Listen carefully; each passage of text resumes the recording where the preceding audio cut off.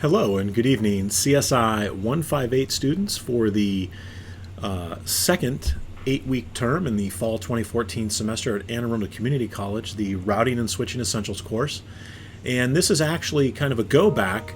I'm circling back and picking up some of the PacketTracer activities that were not graded or assigned in the spring 2014 semester, because students have had some really good questions this 8-week term around static routing and working with floating static routes and the configuration of static routing. So I figured I would go ahead and do it PacketTracer 6.5.2.3, and this is actually a troubleshooting exercise, some of the funnest exercises out there.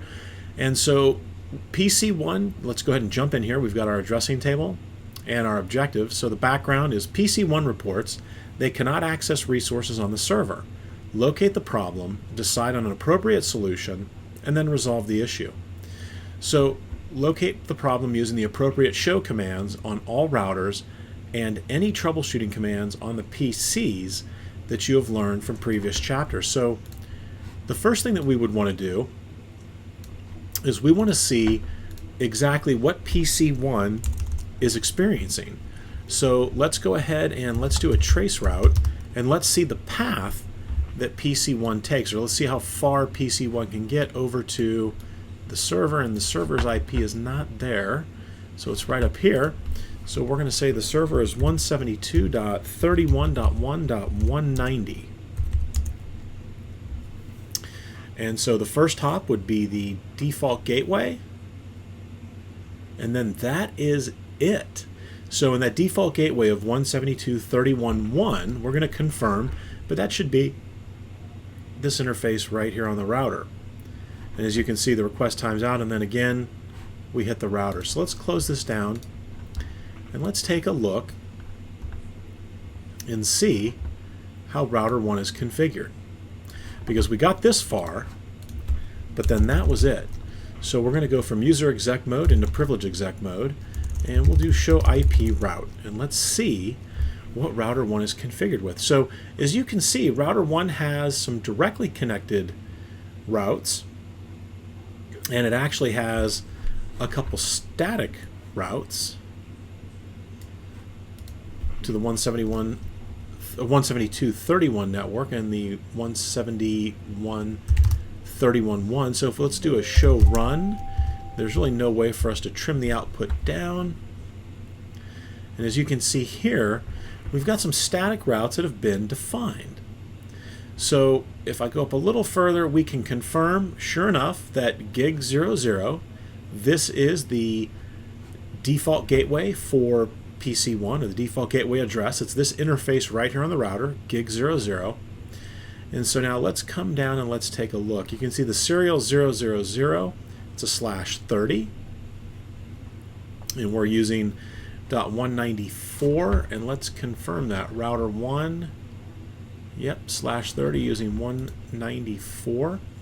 So let's take a look at these routes. So to get to, and again, this is what the route statements are saying. So these are static routes saying that to get to 172.31.0.0 or to 172.31.1.196 or to 172.31.1.128, all of that traffic goes out serial 000. However, once the traffic goes out that interface, where is it going to go? Well, it's going to go up to router 2. So we have a point-to-point connection here between router 1 and router 2. And so we're trying to hit something on the 172.31.1.190.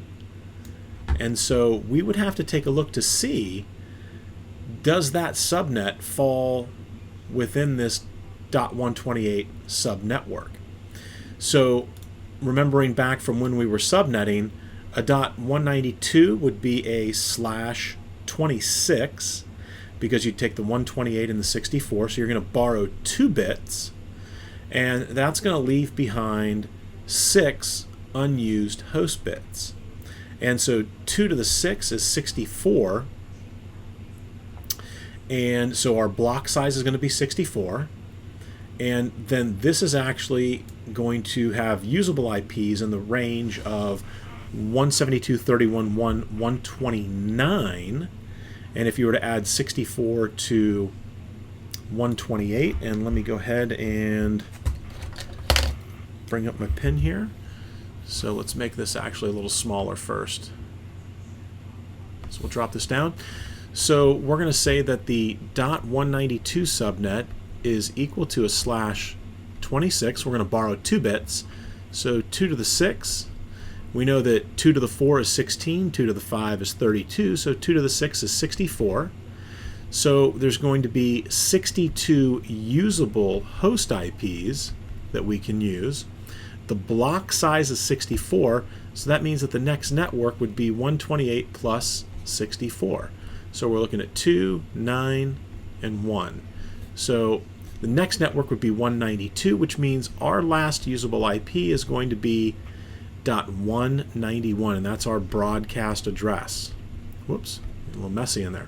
So that would be our broadcast address on that 172.31.1.128/26 network, right? So the question I'm trying to answer is, let's make sure, does this IP address of the server, does it fall within that network? And it does. It's actually the last usable IP address in that subnet. All right, so let me go ahead and clear the screen, and then let's jump back here.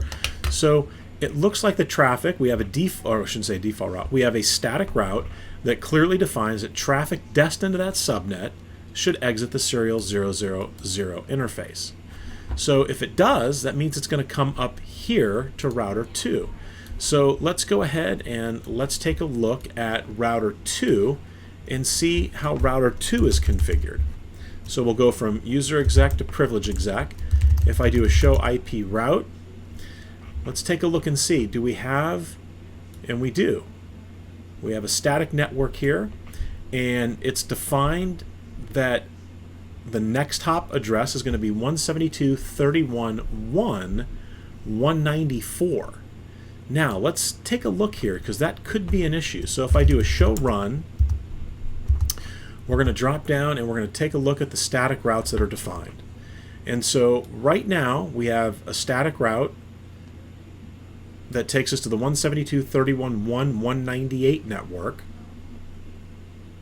And then we also have a static route here that says traffic destined to 172.31.1.128 to that subnetwork it's supposed to exit out the 172.31.1.194. However, the problem with that is, and we're looking at this from router 2's perspective, that IP address is the serial 000 interface on router 1. So traffic that's coming into router 1 from the PC here, trying to get over to the server, it's going to be sent out the serial 000 interface. However, when it gets to router 2, this default route is clearly telling router 2, send it right back to router 1. And so let's go ahead and let's fix that. So we're going to remove that static route right there. We're going to say copy and then paste. So we're going to pull that static route. Oops, I apologize. And I got to be in global config mode for this to happen. So we'll say Control U. Control U should wipe out the command line. Not in PacketTracer, and so let's drop this in. So we'll say no IP route. Copy and paste.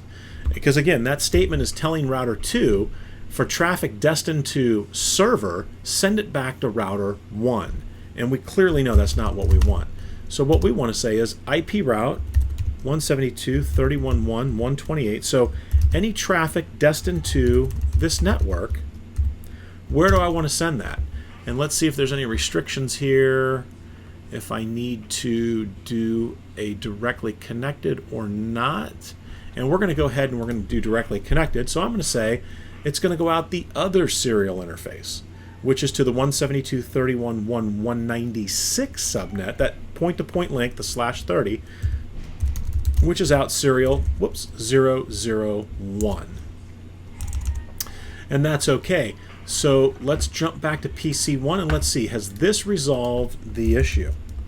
So I'm going to trace route over to the server. You can see we hit our default gateway, which is router 1.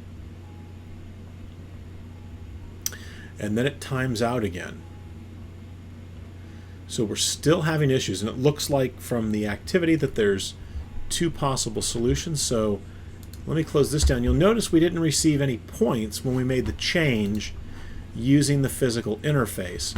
So I'm actually going to pull that out. We'll say Control A, no IP route, and then I'm going to add it back in, but we're going to use the next hop IP.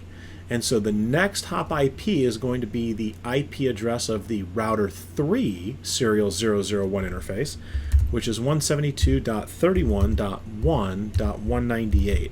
And it may have said in here that you should use the next hop IP, and I don't see that. Yeah, it says add any missing static routes by configuring directly attached routes. So that's missing, but it didn't say misconfigured. So let's see if that static route ends up with a better result, and it does. So, and again, I don't see that it states for misconfigured to use a next hop IP as opposed to a directly attached route for the static route. But we'll go ahead and we'll go with it. So we're going to use this IP. So we've got that in there. Let's rerun this command, and let's see if we get any further. So we get to the first router, which is our default router, router 1, and then it times out. All right, so there's another problem. So we found one of the problems. Let's come over here, and let's actually take a quick look back here at router 2. So again, if I do a do show IP route, you can see that we've corrected the misconfigured static route, and it now points to router 3's serial 001 interface. Let's go ahead and do a do show run, and I want to see the other static route because there was another static route there. All right, and so here's the static route that we entered in to make the fix, and let's take a look at this one here. So IP route 172.31.1.0, and that's going to be a /25, and it's supposed to go out that same interface. So a /25 is going to be from 172.31.1.0 up to .127, which would be the broadcast address, and then that's where this network picks up. So let's make sure that that's correct. So where is that 172.31.1/25? Is it out, or is the next hop here at router 3, or would the next hop for that be right back here at router 1? So remember, if traffic comes into router 2 and it's trying to get to the 172.31.1, we don't want to send it here to router 3, because that's not the network segment here. It's over here behind router 1. So we've got another statement here that we're going to need to address. So we'll copy that, and we're going to say no and paste.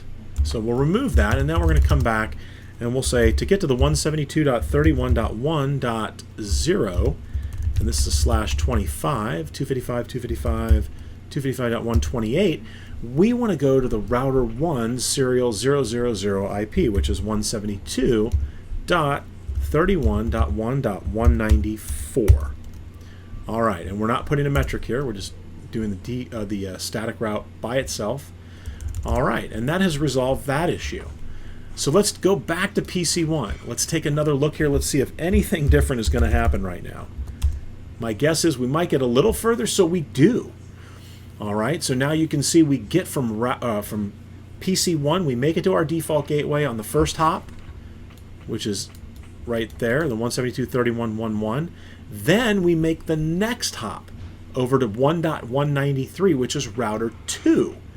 However, once we get to router 2, we're now unable to get past router 2. So let's take a look here at router 3 now. And let's see what router 3 believes the routing should look like, the static routing should look like. So we're going to go from user exec to privilege exec. If I do a show IP route, you can see we have some routes defined here, and let's do a show run to take a look at possibly some static routes. And so again, here we have some static routes. So any misconfigured static routes, we're going to be using the actual directly connected interface to fix.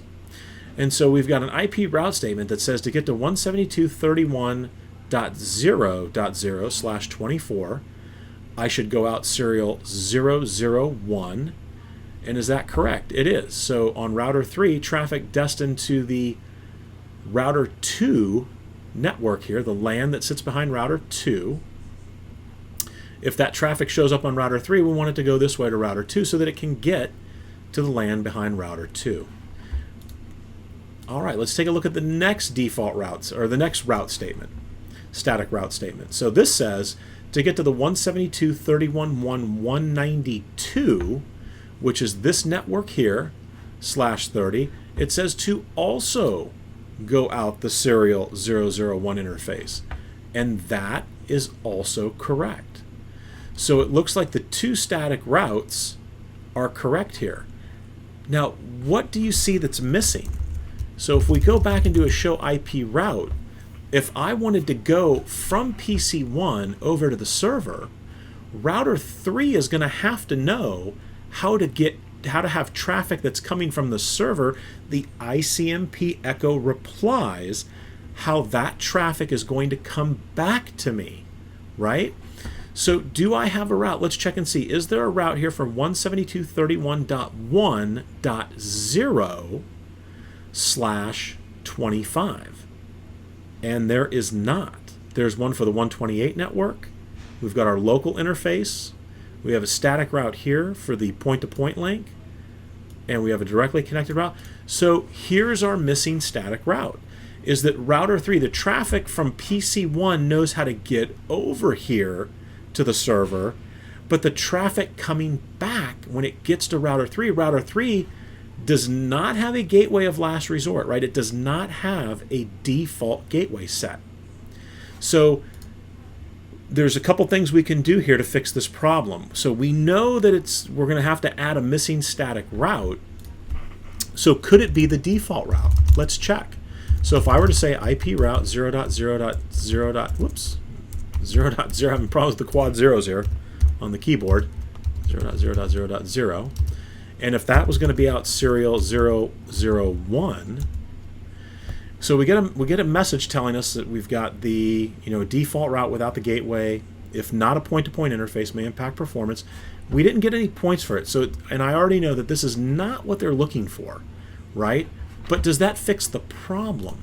Will traffic coming from PC1 now be able to reach that server? And it can. And what if I ping that server now? So 172.31.1.190.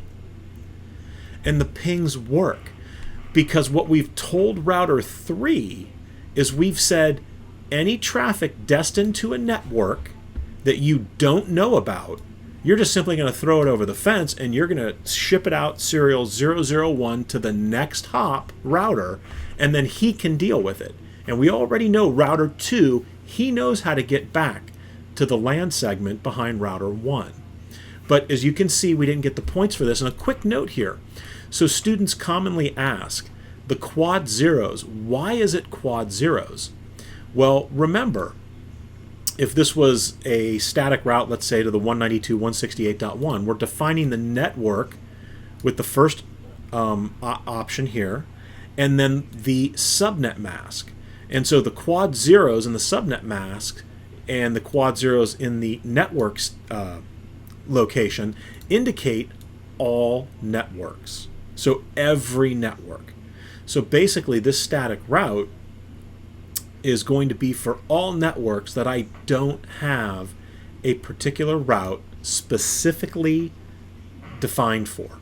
And that's how you end up with your default gateway, right? This is your gateway of last resort, is going to be out serial 001, and this is a static default route. However, we know that that's not what's being looked for, so let's go back. Let's remove that, and as soon as I remove that, do you think the pings are going to work anymore? And as you can see here, the pings stop working immediately because router 3 Now we've taken away that default route. He doesn't have sort of a safety net that says, well, if I don't know how to get to 172.31.1.0/25, he can no longer simply just throw that traffic out onto the serial link. And again, we've got another phone call, so hold on one second. All right, I apologize for that. It's a very busy night on the phone lines here at the house for some reason. All right, so we're back again. Router 3 needs to know how to get back to that network segment. It needs a route to the LAN segment here behind router 1. So let's pull router 3 up. We know it's not looking for a default route, even though putting a default route on there is going to solve that issue. So we're going to say IP route to 172.31.1.0. It's a /25, so it's 128. We've borrowed 1 bit. And last but not least, it says that any missing static routes should be fixed by configuring directly attached routes. So we'll say it's going to go out serial 001. All right. So back over to PC1. What do you think is going to happen? You've got it. So now routers 1, 2, and 3, they know how to reach each of the other LAN segments, right, that are behind. So router 1 knows how to get to the LAN segments behind router 2 and 3, respectively, and then vice versa for routers 2 and 3. And we ended up here having to fix a default, having to add a static route onto router 3 to tell it, this is how I need you to get over here to the LAN segment behind router 1 as you're going to go out the serial 001 interface. So as you can see, we've achieved all the points possible. Fantastic little troubleshooting activity to help familiarize you with static routes, what happens when they're misconfigured, and then how to go in there and fix them. All right, so this has been PacketTracer Activity 6.5.2.3. Hopefully you have a better understanding of static routes and how to troubleshoot static routing problems than you did before you watched the video. And that's all we've got. All right, have a great weekend, and I'll see you tomorrow morning.